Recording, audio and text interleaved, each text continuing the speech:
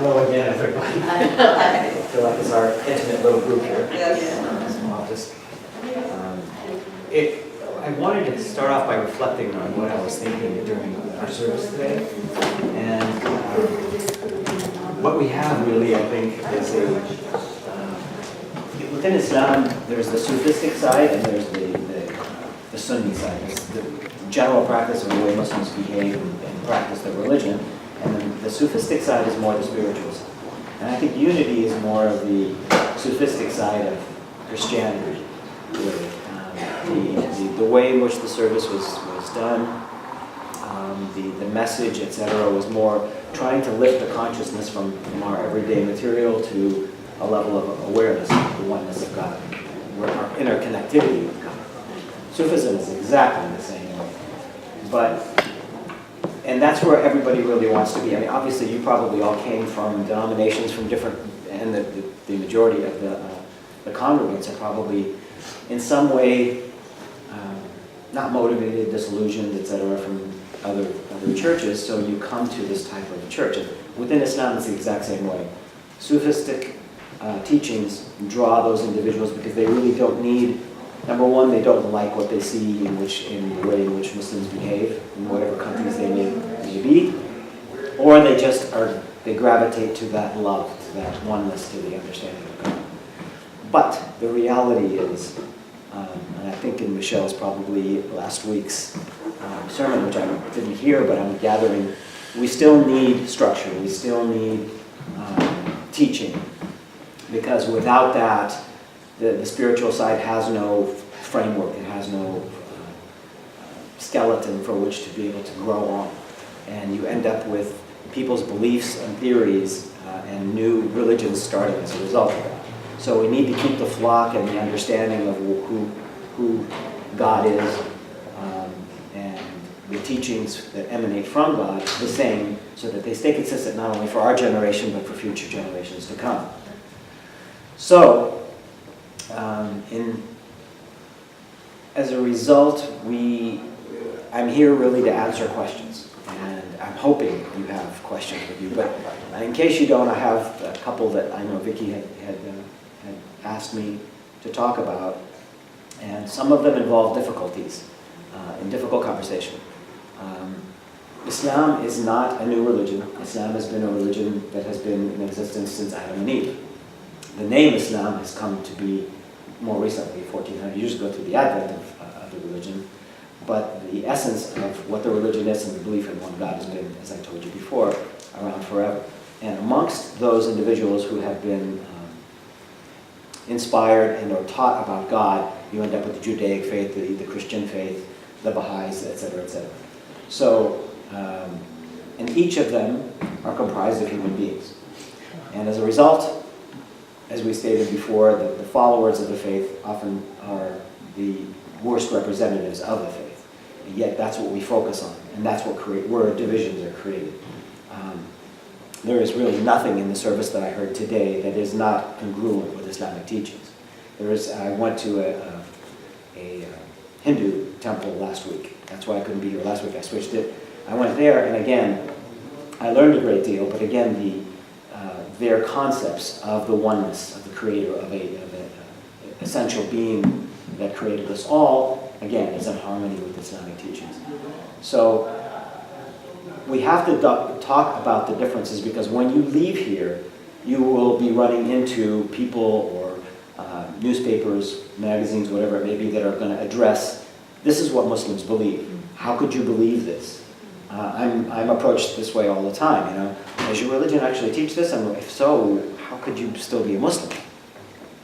And it's difficult to answer. You can answer it in short, but I look into people's eyes as I'm answering, and I'm feeling as I'm not doing a good enough service, because I think they walk away unconvinced. It's impossible to give you in a nutshell answers to questions like that, to talk about structures within the Quran or teachings of the Prophet without having some background first. You've got to have some context. And as we said before, context is extremely important when reading the Quran or the Hadith, because it is not a storybook, with the beginning and then ends in the final chapter, and you say, oh, what a wonderful story, I learned the entire thing. It jumps around, you don't know where and who it's speaking to, so you need the background for it. There was an imam that gave an interesting story, or an interesting analogy with regard to context.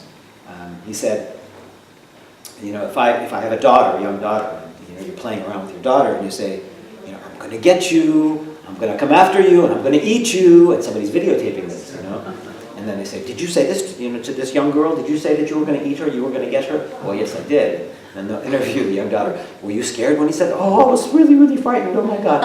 And you put that on television, and the father is now in cuffs and heading off to prison. Religion, again, it's the very same way. You take bits and pieces of it, and you can formulate it so that it looks horrific. And many from the faith end up leaving because they did not take the time to understand the essence of it, and are really, frankly, tired of having to address these issues. The issues revolving around the behaviors of the followers. And some of these behaviors have nothing to do with the religion itself. There was an article my father gave me. Epic Times is a magazine that he loves to read, and it comes out of China. And within it, it spoke about female genital mutilation, which you all have heard about. Horrific practice. It's associated through the press, often with Muslims and Islam, because it happens to be some Muslim countries happen to practice in Egypt, for one, North Africa practice it. But in reality, probably 50% or more are from Christian countries. It is an African problem, not a Islamic problem. But we tend to lump them in to be one and the same. And those that wish to divide, not a religious issue. Exactly, very much a social one. Completely contrary to the teachings of any of the faiths that I know of. But again, those that wish to divide us will utilize these things. And we hear prominent individuals, especially I've heard wives of senators in the United States who've taken this challenge on to try to fight it, which is a noble thing to do. But again, they are not understanding this separation and where it comes from, and then they propagate the myth.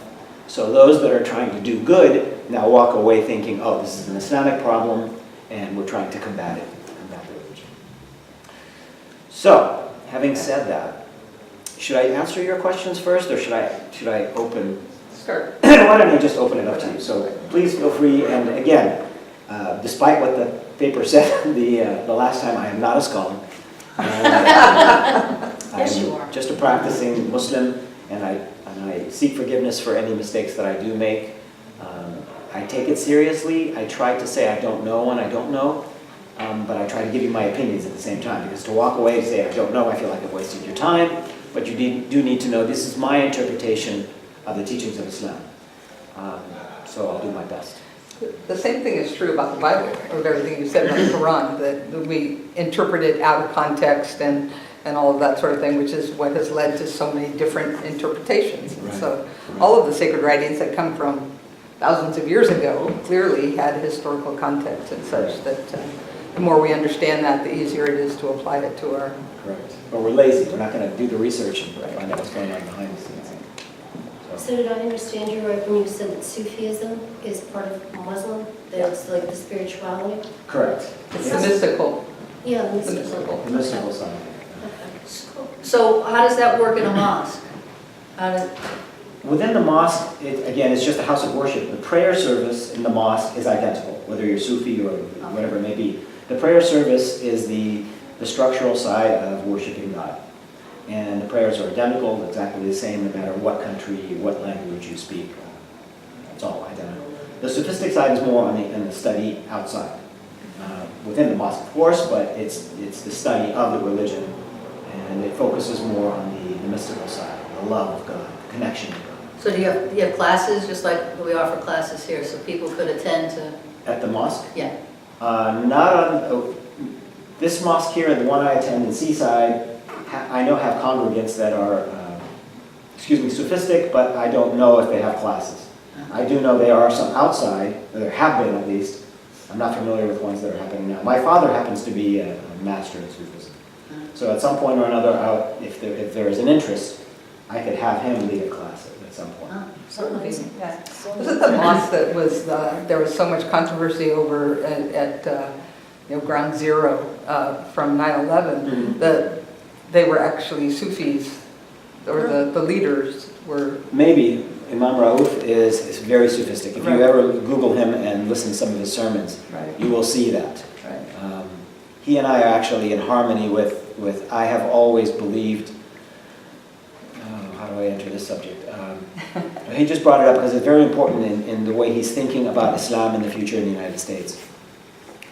Vicky and Michelle and I were just talking about this earlier. The millennials, especially today, are falling away from religion in general. And again, for the same reasons that I stated earlier, they are disillusioned with the behaviors of the members of the church and what's happening globally as well. But they still have the need, they still have this yearning. Within Christendom, Christianity, the way Jesus, peace be upon him, taught is very different than the Christianity that we now see being practiced. And even within our, let's say, a couple generations' time in the formation of the United States, the way Christianity was brought to the United States and the way it was practiced, again, has morphed into something that is more acceptable to our American culture. So throughout the world, Christianity has now evolved so that it is better suited or better accepted to the population, with language definitely, with cultural norms, dress, etc., etc. Within Islam, it is a fairly young religion. And again, within the United States, even though it was here and brought to the United States from its inception, especially through the slave trade, many of the Muslims were the slaves were practicing Muslims, it has very much stayed culturally and the methods in which it's practiced very much the same as the greater Middle East in the ways that it's practiced. If you go to Indonesia, it's practiced, the cultural norms are very different. So it's adapted culturally. The behavior of men and women socially is much more westernized, I would say, or much more liberal than it is in Saudi Arabia, for example. Saudi Arabia is actually a very poor example of the way Islam should be practiced and or taught, in my opinion. So it has not happened yet here in the United States. It is happening. Ironically, the events of 9/11 and the subsequent consequences of that afterward have propelled us into a realization that we have to move towards that goal. This is going to be opposed by many, many Muslims, by many, many clergy for sure, because there is a danger, and rightfully so, of altering the religion. This is why the consistency of the Quran is in Arabic. The Quran is the holy book of Muslims. It is only in the Arabic language.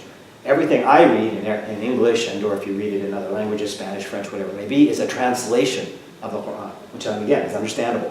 You don't want it to change.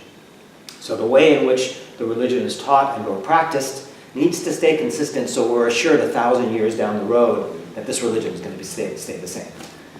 So it will be resisted. However, there is a great reality within the teachings of the religion. The consideration of the community and the traditions and the culture is an acceptable notion, an acceptable idea. You adapt to the culture, and we'll talk a little bit about this with regard to governments as well later. So it's an accepted. It's not something that the Quran or Hadith states that you cannot. You have to dress this way. You have to teach it this way, etc. No, you can. There's plenty of room. The religion of Islam is considered a religion of the median, a religion of balance. It's not extreme to one side or extreme to another. So that's very accepting. So the Imam Rauf and myself believe that it has to alter in such a way that it becomes not a foreign religion, but an American religion. Christianity began in the Middle East. Again, its forms and teachings, etc., would be very aberrant for us to look at today if we were to witness how it was practiced. But here in the United States, we think of it as an American, this is a Western religion, when it is not, definitely not. It has to morph, Islam has to morph into that as well, otherwise we will never fill mosques with the newer generation. Imams that are taught overseas, that come here, have grown up with a certain culture, a certain mentality, that is not conducive to the American culture. So we are having more and more and more American-grown, taught imams. There are various schools throughout the United States now that are teaching imams. And again, if you ever go online, Again, a dangerous thing to do, but there are many that are phenomenally gifted imams within the United States. I admire them so much. And they are now bringing in the second, third, fourth generation Muslims that are growing up here, as well as non-Muslims who wish to convert to Islam, because then you walk in and you feel culturally similar. It has a long way to still go. And especially with regard to female-male relations within the religion. Again, the differentiation is that the mandate is within the church itself, within the mosque. The separation exists for the purposes of worship. Outside of that, your cultural norm should take effect. There are those, again, who are Muslims who will stand beside me and say, no, this is the way it has to be. Even the Seaside Mosque, we're fighting it. It's really interesting. You have a handful of individuals that rule the mosque. And the handful of individuals, again, are of the mindset from the Middle East because they're first generation. And they're the ones who wish to take the lead. The vast majority that I've spoken to don't feel the same way and would rather have it be different, but the notion that you are going against the religion, because they don't feel like they have enough knowledge to say, no, it shouldn't be this way or we'd like to change, they will, rather than resist, they will just acquiesce and accept it. But it is going to be changing. So by the time our grandchildren are around and growing up in the United States, you will see a completely different, number one, acceptance of Islam within the general population, as well as the way in which it's practiced. So I'm optimistic. You know, when the tsunami hit in the, and Rory and I went to Thailand. Yeah. The first place we went to was an island, and it was a Muslim island. And it was so interesting to watch. I mean, so it was still very, not necessarily primitive, but they were living basics, you know, but if you think about Islam's here, I mean, they were still wearing like what you would wear in where it's hot and, you know, island kind of thing and such. And the women just wore like almost like a doily on their head as opposed to being covered. But, you know, so it was really, except for when the call went out to go to mosque, and then they would put on more of a cover. But it was just not practical in that environment to do that. So it was a real eye-opener. Yeah, according to the culture. Yeah. According to the culture. The Prophet himself said, you know, accept the culture. You know, especially Muslims living in a dominant non-Muslim community. These are the people that you live with. This is their way of life. You're welcome here. You accept it. You know, to a degree. You can't go to the point of committing acts that are contrary to the teachings of the religion. You know, egregious acts. But leniency and understanding and acceptance is part of the religion. Do all Muslims pray 5 times a day? No. I don't know the percentage. You know, it's almost like asking, you know, how many Christians go to church. I have no idea what percentage there are, but it's a difficult process to commit to 5 times a day. Prayers, it's mandated, but with the understanding that not everybody's going to do it, you know, for the Creator. And as a result of that, knowing that it's not going to be followed to the letter, the mercy is there. It's accepted. Just continue to try. The idea is here, this is the goal. So you must continue to try to make that goal. And again, this goal is not asked of us for God. God does not need our prayers. It's a reminder for us. It's a time to take a break from life so that we can take our level of consciousness from here to here. The more we're here, from here to here. I had a conversation yesterday with a woman on the way back from a religious event in the Bay Area. It was a Frankie Valli concert. It wasn't a religious event. But, you know, we came back and we said, well, so what does it take for the community to be able to raise consciousness, you know, to get to that point? And she asked me, what are you doing now? And I said, this is what I'm trying to do more in my life at this point, is to create more of my time in this level rather than this level. And it's working. It slowly is working because I'm at an age now when I can slow down my work a little bit. My values are now, I I say this is really more important because my days are numbered. You know, I'm seeing people dropping around me right and left, and what do I want to do with this time remaining? Do I really want to spend it conscious of what I'm worrying about this or worrying about that? No, I don't, so I'm now more aware in my everyday mundane things, how it's connected to God, how it's connected to my Creator, and what am I supposed to be doing? Almost trying to be conscious aware, what would a prophet be thinking? It's interesting to think about prophethood. I don't think there was any prophet that was asked to become a prophet that said, oh yeah, I'll do it. It's got to be really, really difficult to be given a vision of what life really is, what the afterlife is, what the repercussions of not living that life is, and then being set out to be able to change people's minds. And sometimes change people's minds that are complete contradiction and not willing to accept you and are willing to fight to kill you.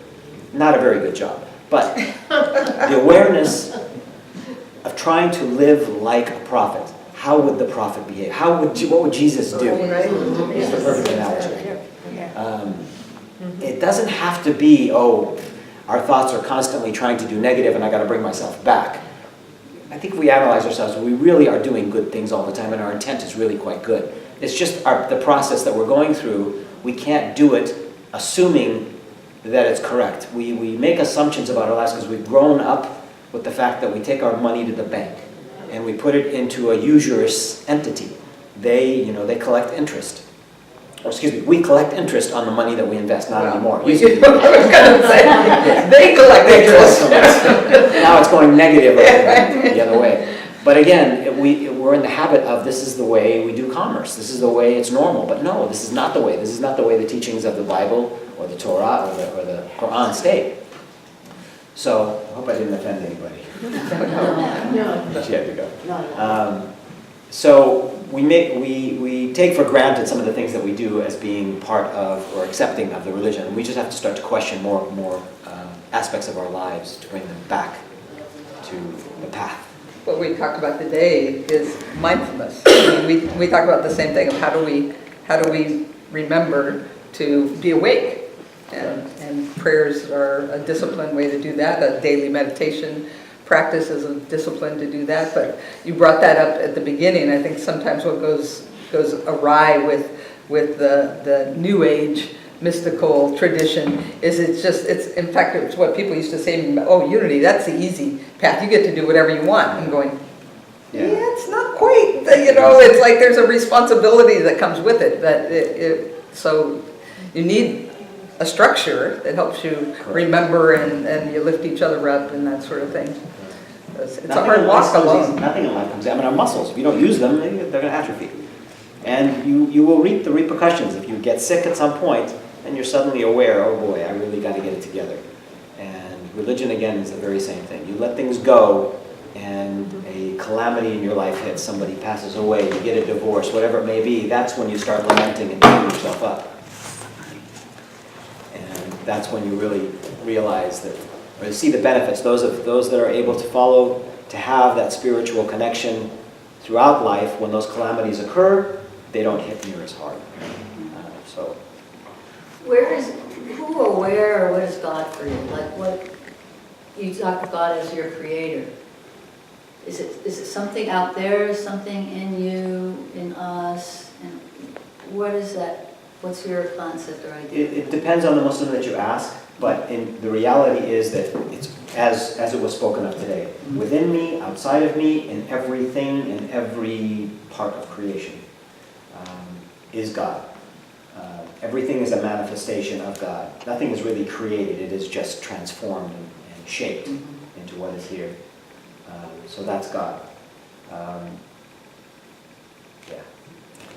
Does that answer it? Yeah. But it seems like in Islam, just like in Christianity and Judaism, there are those who are really holding on to the duality piece of it, and the ones that it feels blasphemous for us to say that God's in us, or they twist the words, like we're saying we're the God rather than no, God expresses through us. If we open that up, I mean, it doesn't.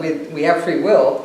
So those of us that don't allow God to express through us, and yet that potential is always there. That understanding is really an understanding that comes in the upper level thinking.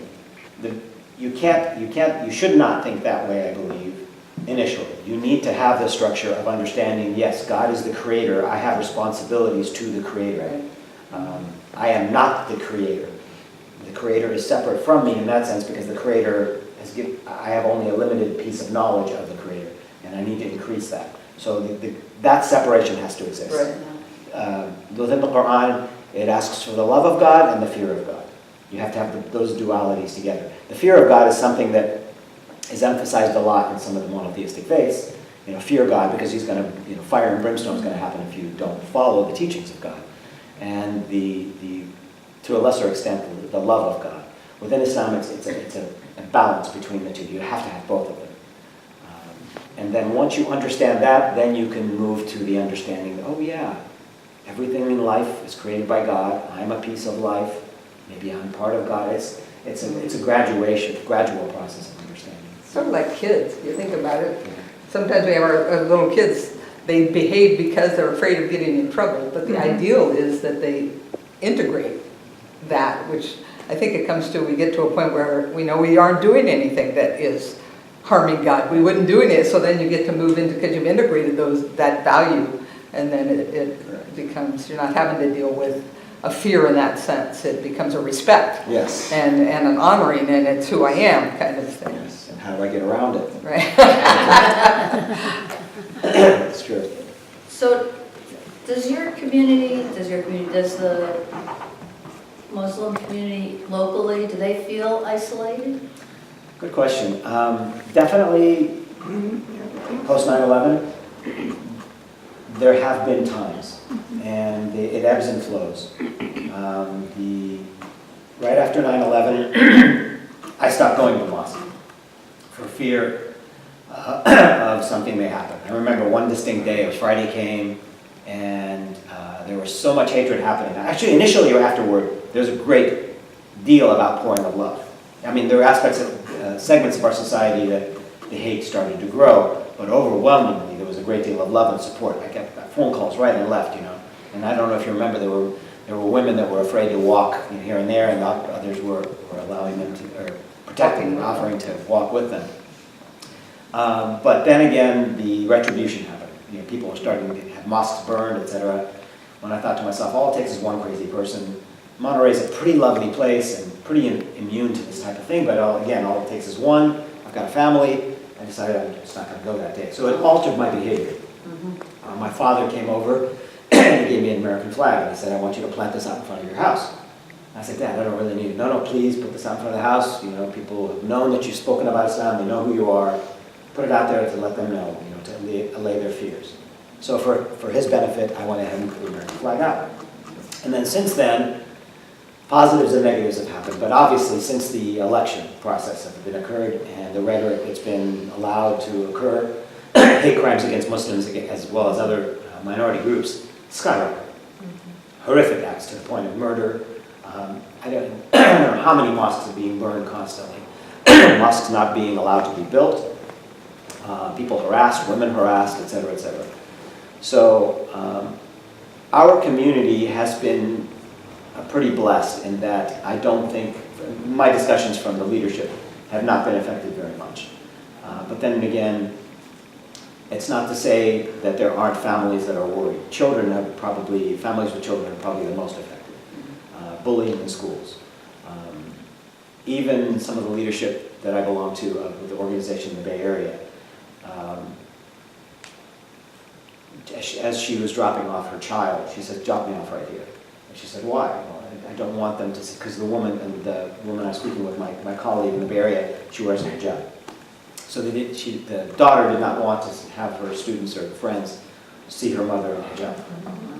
And this is a woman like, oh, thank you very much, bless you.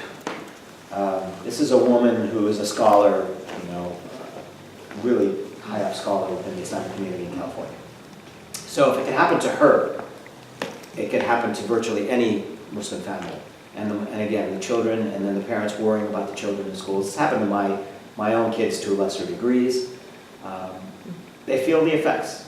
So we are definitely outsiders at this point, but there will come a time when we will be incorporated as part of the American fabric. We already are. We're lucky in the United States that we're very integrated. Doctors, lawyers, and Indian chiefs are all Muslims are part of the fabric of American society, unlike Europe where they live in impoverished communities, so they can be segregated and separated and pointed at. Whereas here it's difficult to point at them because there's no one locale. And many of them are not recognized because many of the women don't wear hijab, or you don't know if the guy next to you is a Muslim or not a Muslim. And it's only as a result of discussion, just finding out about each other, talking with each other, which has been working really in dispelling these myths. But the local community, it's always a good idea to reach out. It's always a good idea. Having said that, our community here, again, is somewhat divided, but after Ramadan, we've had iftar dinners, which is the breaking of the fast. And every day, the mosque was open for community members to come in, and there's dinner available for you to come. So when that comes around again, I'm gonna let Vicky know, and then you guys are welcome to come. At any point in time in which you wish to do a visit anyway, just to show solidarity, please let me know and I'll make an arrangement. Because community members will come, and it's just difficult sometimes because it's a very small church that we're at, very small mosque, and it gets filled really quickly. There are maybe 200 people there every Friday. So it's difficult for space. But oft times, other days of the week, you can come witness the prayer, discuss with the membership there, talk with the women. So would we go in a different place, actually? As women? Yeah. In the congregational prayer, because again, the space, the lower level is the women with a closed circuit TV and a screen that they can watch what's going on, and then the men have the upper level. We're looking into a larger building, building a larger building at some point. But right now, that's what it is. That will, in and of itself, be a turnoff for many, many people. The idea here, we're mixed in our congregation. You worship together. That probably will not change.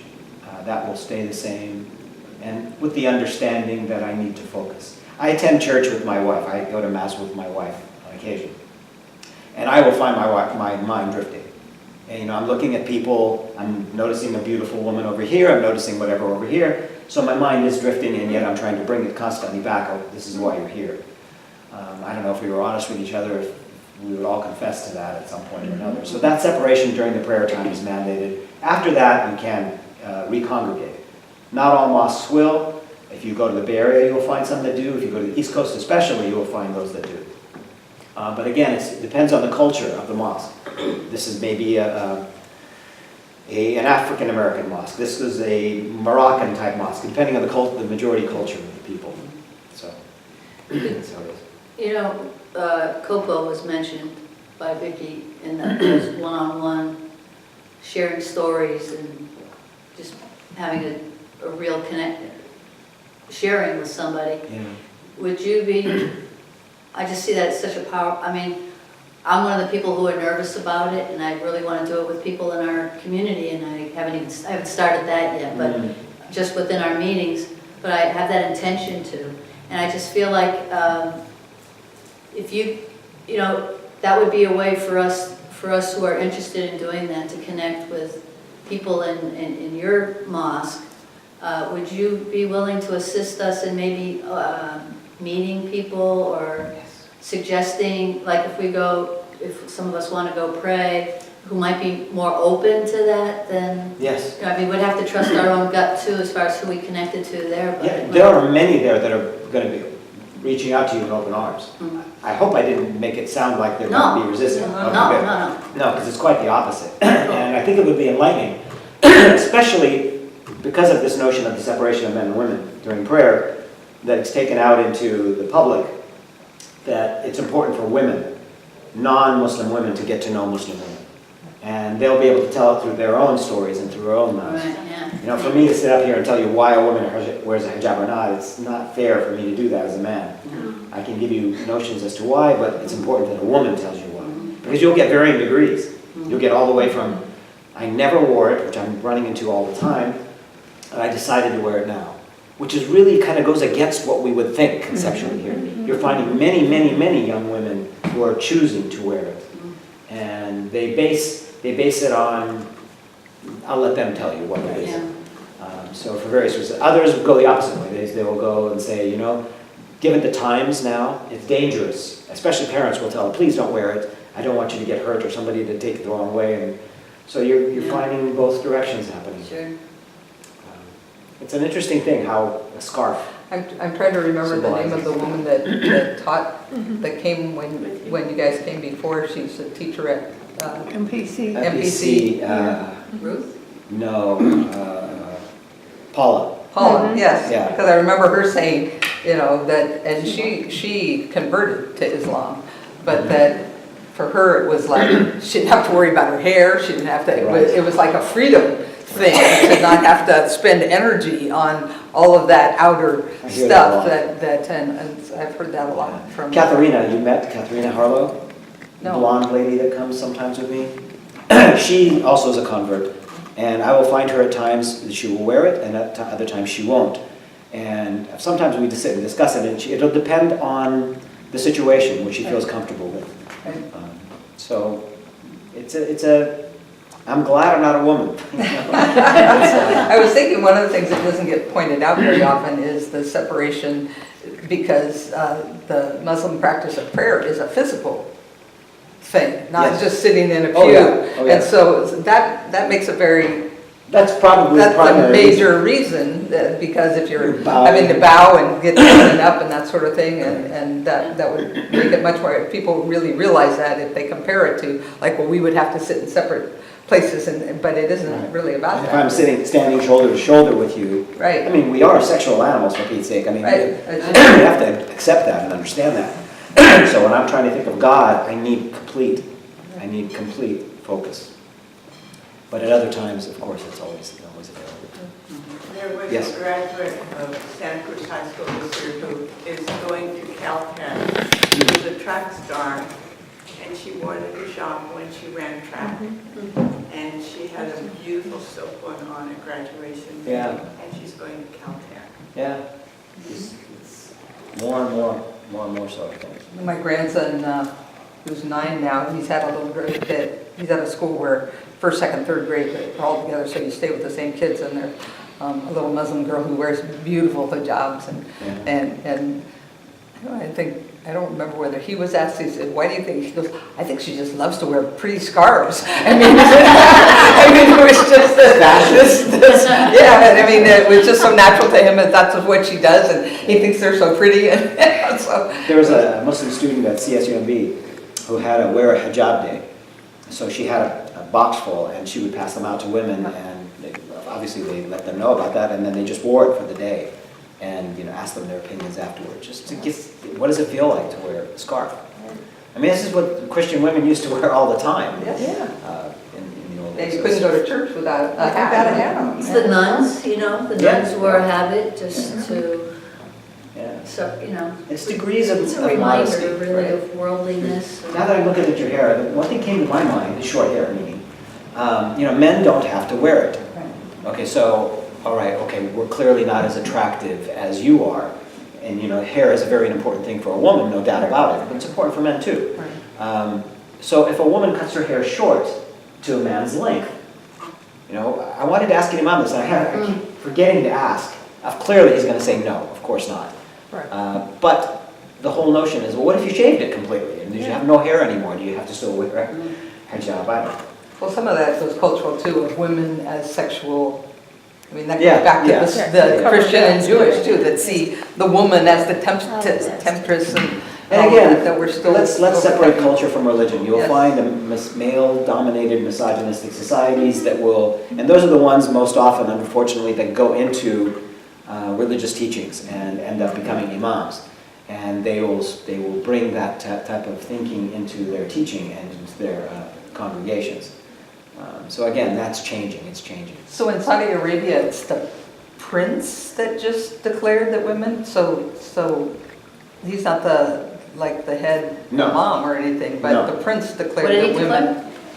In Saudi Arabia, the Yeah. prince just declared that women don't have to have a male with them and that they can drive now, or I forget what they were, but he just declared some rights for. I didn't hear about the driving part. Yeah, I'm not sure if Okay. that's true, but. It's going to happen soon enough, yeah.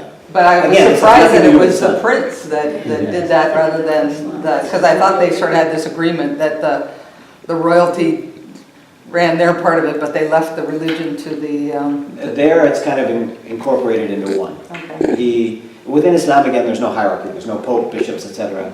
And you will have, for example, you had sent me a mullah, the name mullah. Right. And a mullah is just it's not even a scholar, it's just a teacher of the, it's not even registered teacher, it's just somebody who's just teaching about the religion. It could be an idiot or it could be a really wise man. He just calls himself a mullah. So there's no, you have to understand that when you're hearing about Islam, like you're hearing about it from me, it's just this person's interpretation of it. And there's a negative and positive side to this. If you have, oftentimes there was a gentleman here that last time I was here, he said, well, why don't more people, more Muslims condemn the atrocities that are occurred in the name of Islam? Well, if we had a pope, maybe that pope would have said it and it would be done with, but we don't. So it has to go into the very many clergies that we have. Each of them has said no, but because there's no one person saying it, not everybody gets it. The advantage of having one is that you get one decree and everybody can follow it. There's no question, there's no ambiguity. And within the United States and actually worldwide, they're convening to ask who is now in the authority to speak on Islam. And they're trying to get that together because there used to be a Khalifa, which ISIS was trying to pretend to be. And they spoke in essence for the Islamic community. Again, as a result of consensus and democracy, this is what we believe in. So we're moving it forward. But right now, the danger in that is that you get somebody like the Wahhabis, and they take you forward, and then they force you into their ideology and their understanding of the religion. Whereas today, you have the right to interpret and go with whatever one you wish. I can go with this type of thinking, this scholar, or I can go with another scholarship. So it's our choice. So it cuts both ways. So you said I would say caliphate, is that Yes. what you meant? Khalif in Arabic, Khalif. that's the way it's just pronounced that way. So they were trying to...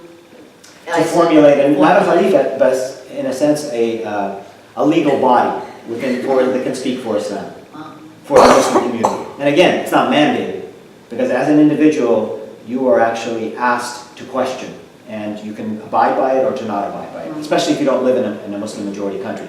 If the United States was Muslim majority, ruled by Islam, then you would be mandated to follow the rules and norms of the teachings of that community. But we live in a pluralistic society, so everybody can or not, they can choose to abide or not to abide. Do you know much about Iran? They had, what is he, head mullah? The Ayatollah, they call him. Ayatollah, right. So all of those Shia are supposed to follow what he dictates.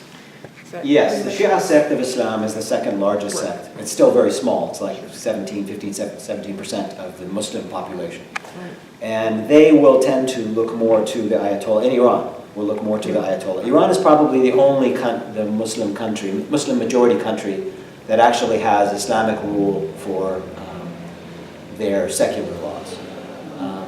And I'll get into that because that was one of Vicky's questions. Within Islam, it mandates separation of religious versus secular law. It mandates the separation of the two.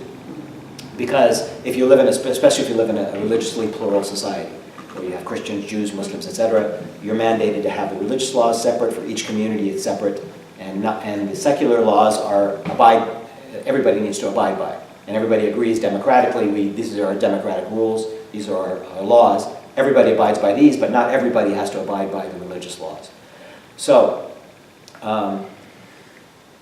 as long as the secular laws don't disallow individuals from various communities to practice their faiths, they must be accepted.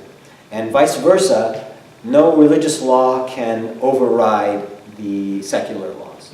So no Muslim cleric can come up to the United States and say, I declare a fatwa that we're not going to pay our taxes anymore.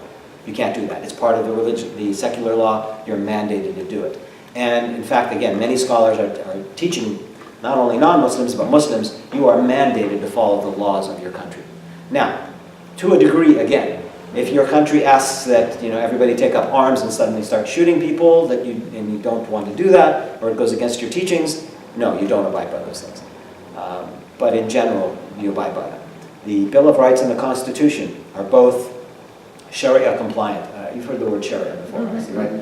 Sharia is just the body of jurisprudence within the Islamic teachings. We have the Quran, we have the Hadith, the teachings and the sayings of the Prophet Muhammad, as well as the scholarship and writings of scholars from millennia on regarding the various aspects of society. Those are the laws comprising Sharia. And it's all the way from the mundane of how do you pray, how do you worship, all the way to divorce and inheritance, adoption, etc. All of those various laws all are within the Sharia law. So you can't separate a Muslim from Sharia. It's part of canon law for Christians, and it's part of Sharia law as part of Islam. So, where was I going with this? We were talking about the question The was Bill of that- Rights and Constitution, yes, are very much compliant with Sharia law. So Muslims are, when you read the Constitution and when you read the Bill of Rights, it's compliant with the religion of Islam, so there's no competition there. Contrary to what we're hearing, that there's a divide between East and West, and that Muslims will never be able to abide by American law. And that's why, erroneously, they're trying to pass these stupid laws where the state says you cannot have Sharia law. Yeah. I mean, Muslims are shrugging their shoulder. Of course not, they're saying. But this is just symbolic to show that we are not accepting of this faith. We are not accepting of the followers of the faith. I don't think most people understand what Sharia They don't. is. They think it's... the They think it's radical- beheadings and cutting off of hands, and that's what they think of. Exactly. Yeah. And ironically, historically, that rarely ever happened.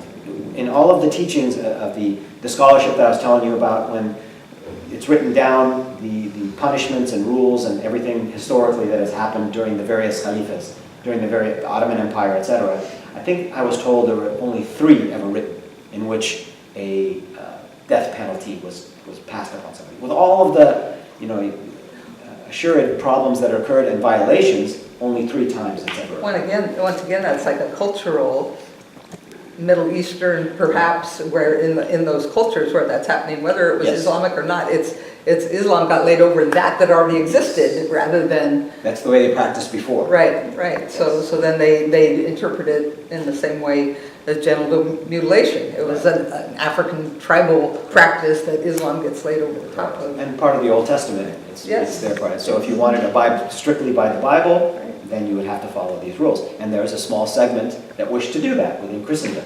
There's a small segment within Islam that wished to do that. Fortunately, when you give them guns and you give them power, they're going to try to pass this on. So the idea that in the Quran, you can have up to 4 wives if you can treat them, take care of them all. But if you live in a nation that says you can only have 1 wife, then you have to abide by, then the Muslims there abide by that secular. That was what sort of one of the, I forgot to attach it, but the Australian, I don't know what he is, but he's like a head imam or something in Australia.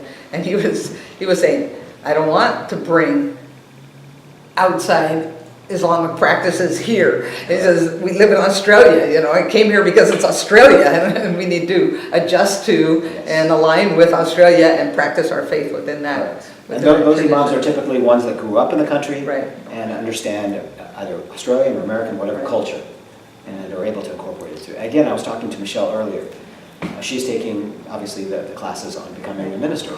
And I had written a piece once on how I think it should be mandated that in every clergy, regardless of religion, that it should be mandated you have at least a BA in some vocation, from some university.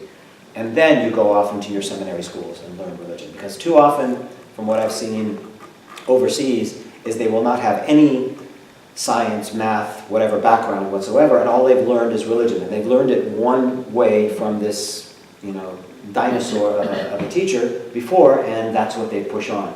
And they have no context in which to teach this religion. They don't understand. When you study science, when you study sociology, anthropology, whatever it may be, you have an understanding of life. And then you could incorporate the teachings of the religion and now find ways in which to teach it and to have the congregants follow it in such a way that it makes sense. Otherwise, you're asking them to, grow up black in a white community or white in a black community. You're forcing something. That's similar to fundamental Christians. They go to a Bible college rather than a secular college that teaches the whole broad thing. And then you have to incorporate that somehow, make sense out of that as you specialize in your religion. But if you just get taught the one way, and then we're saying, and you can't blame the teachers because that's how they were taught. I mean, they literally have not been exposed to other ways of interpreting. But mark my word, within our grandchildren's generation, America will be very different that way, if we don't fall off a cliff. I can't guarantee that, but if we do survive this, 3.5 years. we will, God willing, come out the other end stronger. In the media, they talk about cells, and they talk about the Islamic people who have committed acts of terrorism within the United States who are United States citizens. Tell me about the difference between the imams, different imams. I'm assuming that's how this happens, is that one imam will be much more militant, Yes, and another will be an advocate for peace. correct. And there's no hierarchy, there's To tell you, no, you shouldn't do this, correct. Again, that sword cuts both ways. I'm just recognizing your face now, and I'm realizing, hello. I'll have to give you a hug afterwards. You're right. You will find videotapes on this online, of course, and you will find these imams that are preaching hate or preaching violence. These again are the types of imams that I was just discussing. They don't have a worldview, they don't have a background, they don't have an education. Now, the separation of church and state is there to be able to ensure that you don't have politics that necessarily get intertwined with the religious teachings and are put forth, by a community to be able to do one thing or another. However, it is impossible to separate church and state, in a sense. Every law that we ever create involves humans, and involves human life. And the teachings of our religions inform us how to do that. In fact, many of our laws come from religious teachings. I'm reminded of George Washington said, let's not fool ourselves into thinking that morality can be governed without religion. So they knew, our forefathers knew, if you read of Thomas Jefferson, Washington, etc., they studied religion, they studied the various religions, and Islam was one of them. Jefferson Quran, it's a famous Quran that Jefferson had, he read it, they studied it, they even addressed in Congress the fact that what if we end up with a Muslim president? They wanted to address that, what's going to happen? And they said that would happen in one of two ways. The first is if suddenly the United States grew to become a Muslim majority country, which they doubted would happen. But if it did, that would be their right to do so. Or second, they decided to vote for a Muslim president, which again is a democratic process. You decide to vote for and both ways were acceptable. And they studied Islam enough to know that the teachings of it were congruent with, again, the Bill of Rights and the Constitution. So much so that on the fresco of the one of the buildings in Washington is slipping my mind now. I think it's the Justice Department or something. There's a fresco of various political leaders throughout the world, and Muhammad, peace be upon him, is one of those, because they recognized him as a political leader, not just a religious leader. So again, our forefathers understood Islam, decided that it was not a threat, and incorporated it into, or accepted it as part of accepting of the Constitution and Bill of Rights, whereas unfortunately today we will have politicians that are speaking the exact opposite, not knowing what our forefathers understood before. Again, this comes from hate, it comes from misunderstanding, and it comes from individuals that are wanting to fuel this fire of hatred, and this is really the battle that Muslims are facing. The country is really facing, because you let this thing grow, whether you're Muslim or not Muslim, when division occurs, the country is weakened as a result of it, and we're taking a look and seeing what the ramifications are for us now. I mean, just the divisions between our Republican and Democratic parties is destroying us, let alone our various religious factions. So, one thing I wanted to mention to you is that something that's mentioned often is the relationship between Muslims and Jews. And it's been a contentious one. Last time when I was here, I discussed with you historically the times in history in which Jews, Muslims, Christians flourished with one another. And those times were not just little fleeting times, they were vast times. So, but there are aspects within the religion in which it speaks in the Quran and the Hadith about animosities between the two. And to the point where it says, for example, kill them or you find them. Kill the Jews where you find them. Again, context is very important. Understanding that God has never punished a people as a result of their religious belief or their nationality, their language, all of these things, these mass groupings, he's never punished people for that. Only the behaviors of those individuals. So since there have been Jews for a long period of time, there have been groups of Jews whom have behaved badly. And it is those Jews that God was referring to condemn and or bring wrath upon. And it could have been, for Muslims or Christians, it wouldn't matter. It's the same type of retribution and admonition. So, within the Quran, there have been 2 times in which it speaks of, in which Jews are spoken of through that they had done something wrong. One was during the time of Medina, which I told you about, when Muslims, Christians, and Jews lived in harmony. They created one ummah, they created one community. And they had a charter, kind of a constitution between them that were going to support one another. Well, they needed to fight to get back into their homes in Mecca, to come back to Mecca again, because they were kicked out and their homes and livelihoods were all there, so they needed to fight to go back. Well, they had battles with them. And one tribe, Jewish tribe within the community, betrayed the Muslims. They started working behind their backs with the enemy. So at that time, the Muslims ended up winning the battle, and these were now prisoners in a sense. And like we have laws in the United States here, if you betray your country, there are rules and punishments. The Prophet Muhammad didn't exact punishment himself. He brought a Jew and said, according to your teachings, what should the punishment be? And the Jew stated that the leadership, male leadership, has to be killed, and the women and children need to be accepted into the body of the community. And that's exactly what happened. And so it's considered a slaughter of Jews at the time. But when we look at it on the surface, it's Muslims killing Jews because they hate Jews. It has nothing to do with it. Context, again, is very important. Another time in which, after they went into Mecca, they marched in because of numbers. There was no resistance. Not one arrow was shot, not one sword was drawn, no blood was shed. And they came in because they were overwhelmed by numbers. And it was at that time that Muhammad said, I give you 4 months to accept this community in this time. And we will forgive you during this 4-month period. After that 4-month period, if you have no knowledge of Islam and wish to live in harmony with Muslims, you're accepted in the community. If you wish to do harm to them, you will be killed. Because there was no compromise at that point, because they did not want to go through the same ordeal of having this community of individuals that hate them come back and try to kill them. Because it wasn't just a matter of not liking them, it was a matter of them killing each other at that time. So it said, that's where the verse came down and said, kill them where you find them.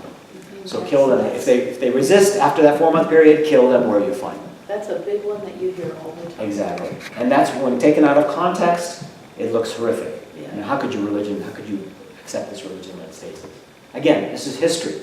If you take a book on the Vietnam War and you find quotes from what generals had said, and you say, this is what you Christian soldiers, this is what Christianity is all about? No, you can't. But then you get a mullah like the one in Davis that was actually, though I'm guessing he was putting it in context too. I didn't read his whole thing, but he was talking about what was happening in a particular place and asking that all Muslims, defend the Muslims that are being attacked, Correct. kind of thing. And And one of them you sent me was about an end of times yes, one as well. yeah. Like within Christianity, the end of times is also described within the Quran, what will happen during the end of times. And during that time, very few believers will be left, apparently. And there will come an Antichrist. Now, there's theological differences as to whether this is a physical form of a human being who's the Antichrist, or whether it's a social fabric, a way in which the society behaves that's filthy, that's corrupt. So it's corrupting everybody, influencing everybody. And amongst those, unfortunately, it singles out a Jewish community.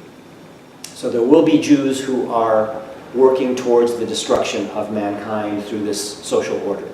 So when Jesus, peace be upon him, returns, and within Islam he does return, in fact it's described as he will come into a congregation when he will appear. It doesn't necessarily appear there, but he will come to the congregation, and the congregants will recognize him as Jesus, peace be upon him, and ask him to lead the prayer. And he will take the imam and say, no, you go ahead and lead, this is your congregation, go ahead and lead them.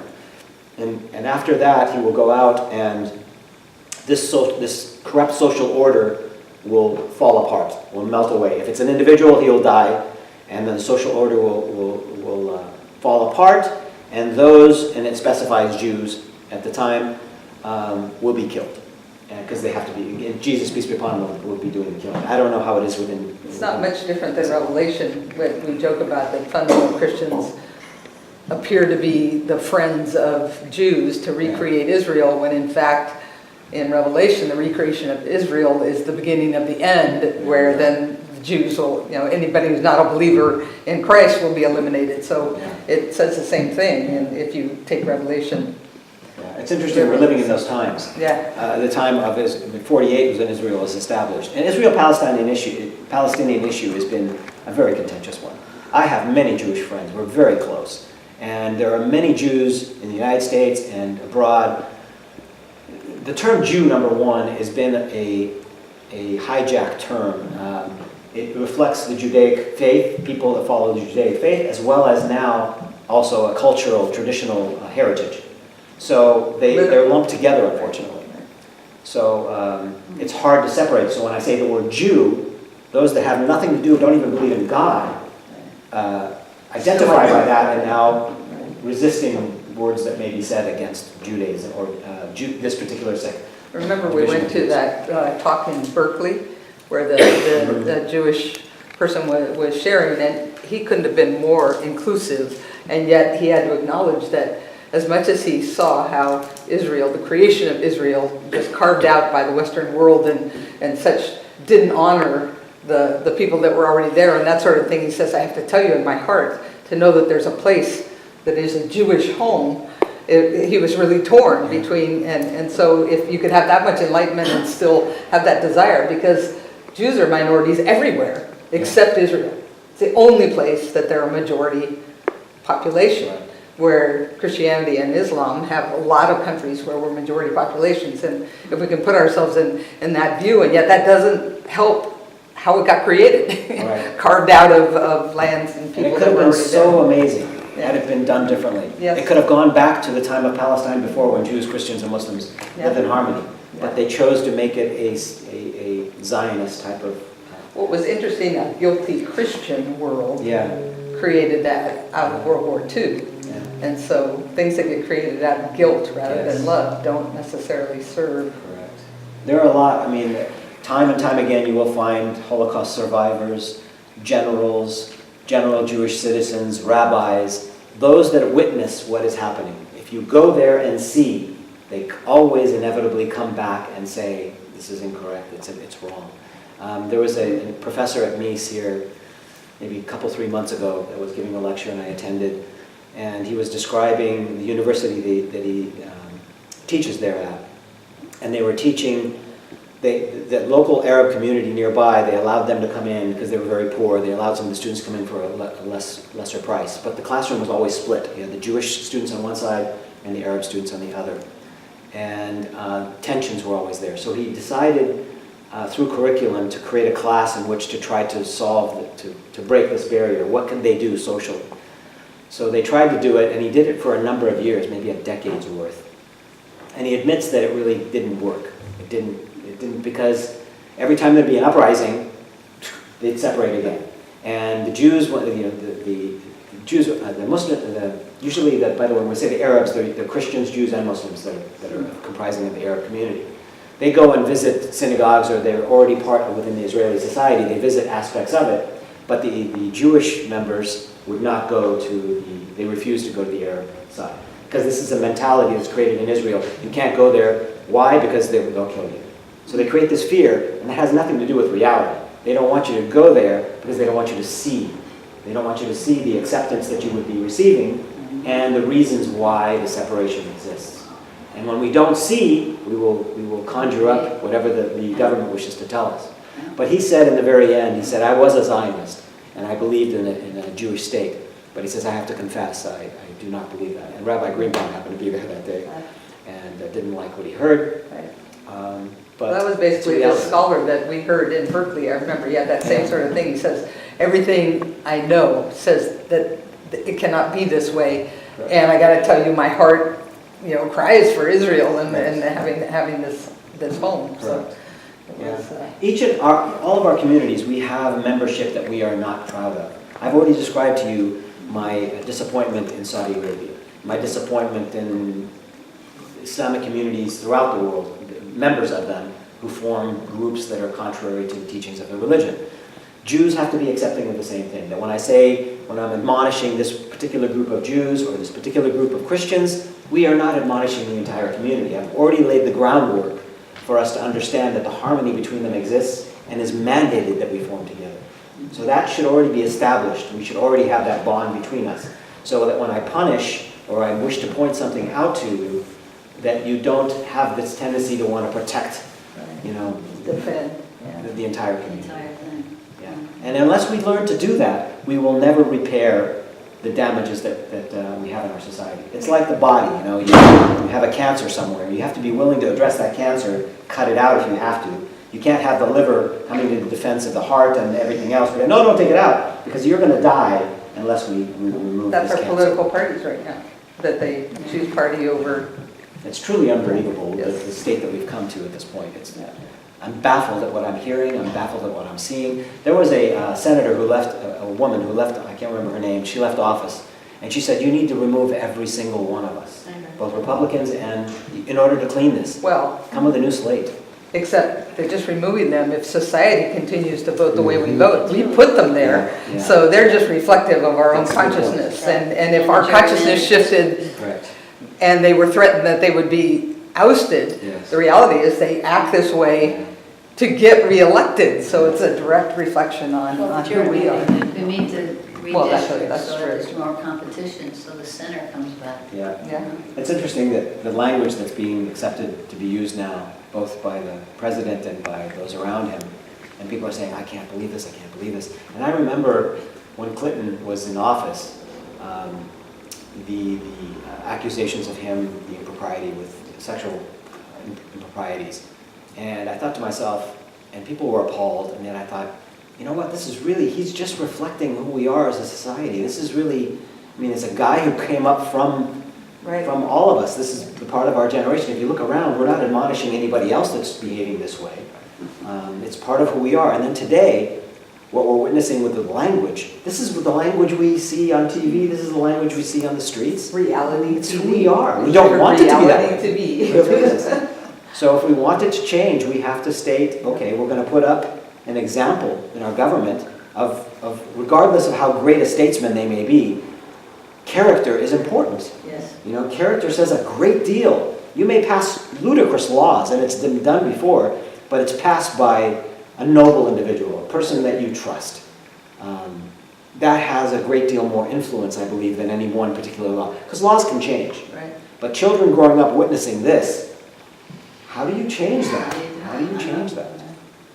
I remember just as TV started becoming more vulgar, I'll use that word, and having this awakening that, wow, I was part of the generation that helped create that made fun of the protocols and the rules about what we could or couldn't say, and it was only a matter of time for it to bleed over, because I think we sort of thought, well, that's okay for late time television, but I don't want my president saying it. Right. But at some point, Too late, yeah. it just bleeds over, Right. and we're stuck with it.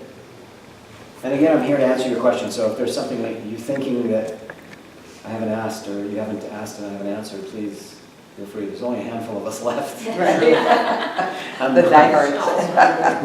I'm scaring them all away. I think when you say the behaviors of people, not the religions or, the basics, is really important for me to remember and to share like that.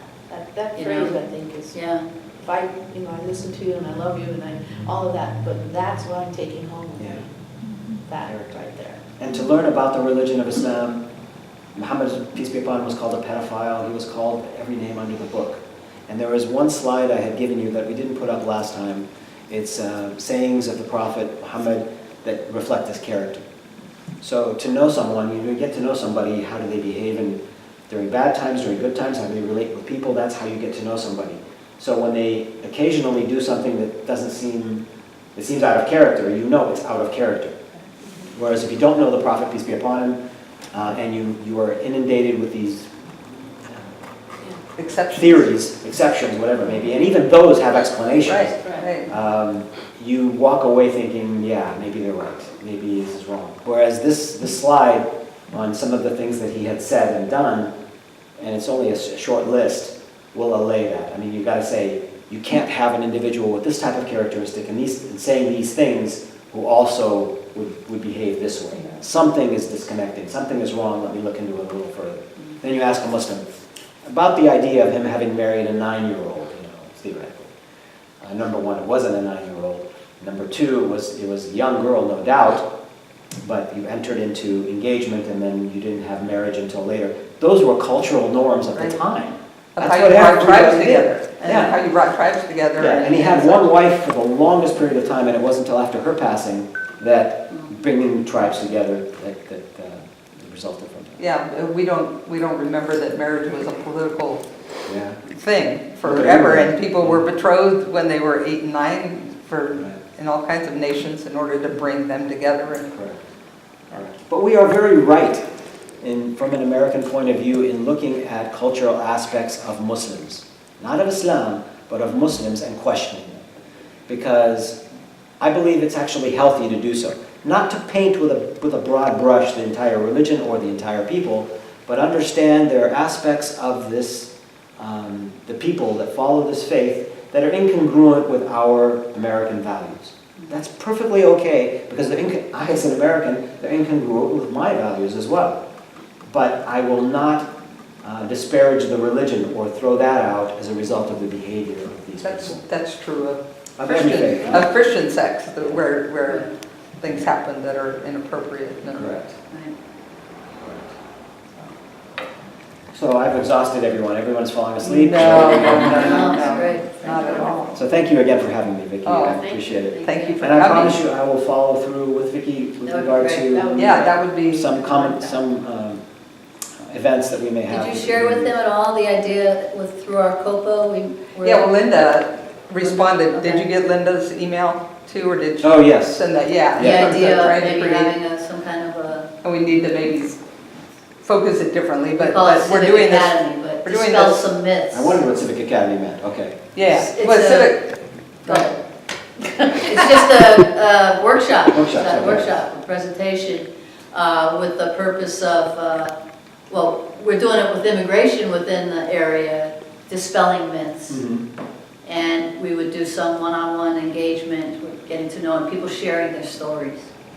So it would be. It might not be a civic academy with Well, Islam, yeah, I don't because know what it we is call it. with immigration, because we're explaining the laws. Oh, okay. And getting people to be aware of how, people say, well, just do it the legal way. Well, my family's here and it's going to take me 25 years to do it the legal way, given this is, so it's making people aware of the laws and what's happening and all of that sort of thing. So that's why it's civic academy and the history of immigration in our country. But a similar thing, it's to build understanding. Yeah. And so we could translate that into a process of building understanding. I think we've done that before when we've spoken to, the non-Muslim audience. I think what we would like to do now is for us to engage more, do these one-on-ones and actually so that it's a back and forth Yeah. and so the local Muslim community feel like they really know people and have Right. support and friends and people that once you've sat down and really spoken, then you can, Right. it's a very different I should be having experience. a panel with me Yes, of Yes. maybe 10 of us, so Right. that each can address issues Yeah, that together would and be- similarly. And time to sit, each of us to Yeah. sit one-on-one. One-on-one. Yeah, because the whole point of the one-on-one is what I was talking about today. It's one thing to have a panel and you don't get quite the sense of, I know you. Yeah. I mean, we do learn a lot and everything, but the experience of one-on-one and having someone actually listen to you, even if they disagree with you, but to fully listen and then you fully listen to them is just, it's a Let's transformative arrange experience. that. Each of us to tell our stories. Yes. Each Yeah. other. Yeah. I think it's a great idea. Let's do that. And instead of an immigration story, you tell your spiritual journey. Yeah. So how'd you get where you are spiritually? And that would be fascinating to learn of another individual. And So, We'll do it, God willing. Yes, let's all right, Thank you again. thank you.